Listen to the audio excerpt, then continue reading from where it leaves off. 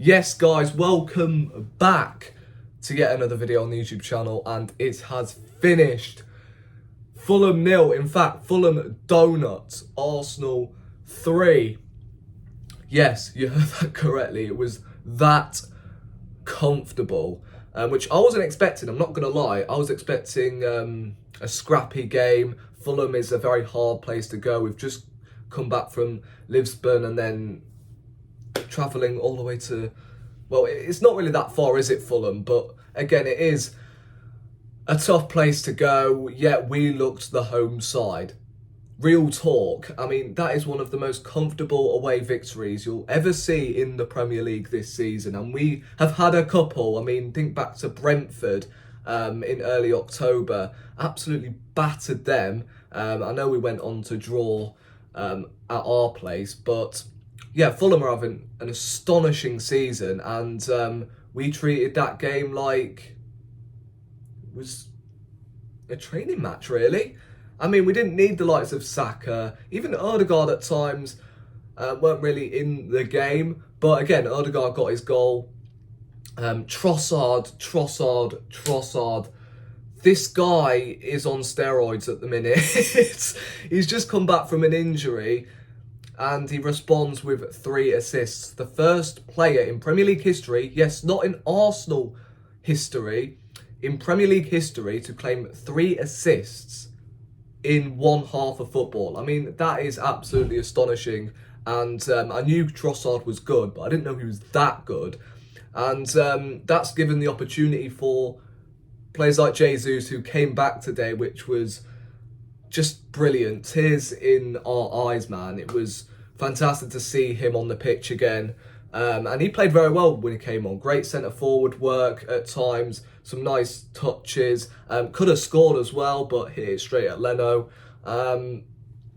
Overall, I think it just shows like what we've been missing up top over the 3-month period that we've been without him. However, again, it's given the opportunity Arteta to not rush Jesus back too much. We can just carry on what we're doing recently. Trossard through the middle, Martinelli on the left. I am expecting Jesus, though, to start on Thursday against Sporting, and then maybe we can go with Trossard on the left. And then him and Jesus could exchange like Trossard and Martinelli have done recently. Because we know Jesus can drift out wide, he can cut in on his right foot, and then we know Trossard can perfectly play as a centre forward, a false 9, whatever. Yeah, that was just brilliant. And look, 27 games, 11 more cup finals to go. We've got Palace next week, and then it's the international break, which is coming at the wrong time. It really is. I mean, I don't get why we've got an international break when we've just had the World Cup halfway through the season. It's just ridiculous, isn't it? But hey, it is what it is. Our players can refresh, and then we go again against Leeds on the 1st of April. So, yeah, in terms of the players, I mean, I can't really name a bad performance. The whole defence, great to get a clean sheet on our hands. I mean, on Thursday against Sporting in Portugal, yeah, we weren't defending great. In fact, we were in a mess defensively, especially from set pieces, and we came out there with a 2-2 draw.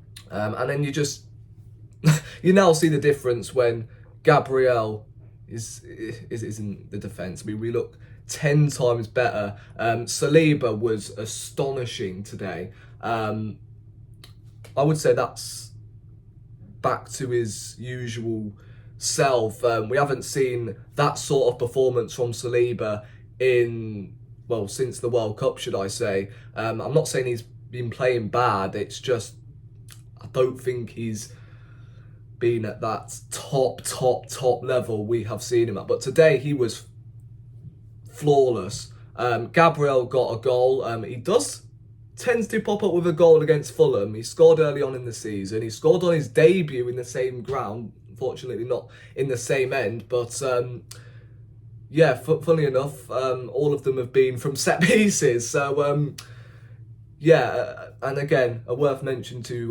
Trossard, a brilliant corner into a dangerous area as well. We don't tend to whip in our corners really into the mixer.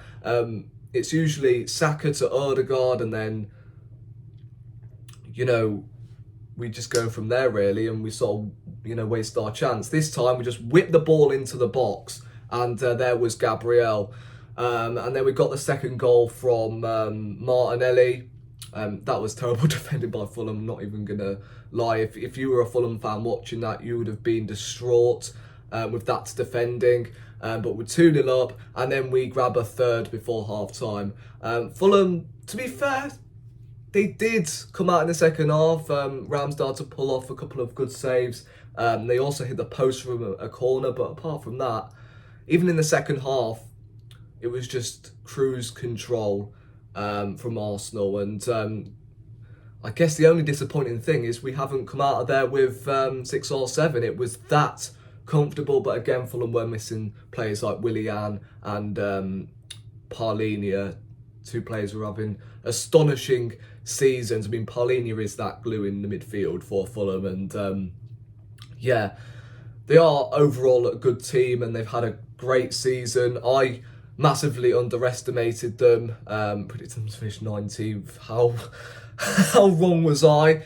So I do wish them good luck for the rest of the season, but 3-0 victory, onwards and upwards. I cannot be more happier with that. Let me know in the comment section who your man of the match was and who stood out. I mean, it's pretty obvious. Trossard stood out. I mean, Partey, I thought, penetrated that back line really, really well.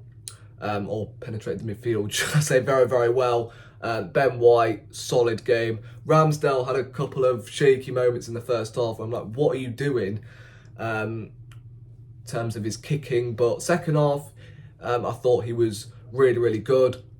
Zinchenko, Martinelli, I've already mentioned Trossard. Everybody, man, today was just, spot on, bellissimo. But yeah, thank you for watching another video. I'll be back, of course, next week for the Crystal Palace game, and there will be an Arsenal analysis on Monday, so keep your eyes peeled for that. But on that bombshell, Arsenal are 5 points clear again, top of the table, and yeah, I'll see you in the next one very soon.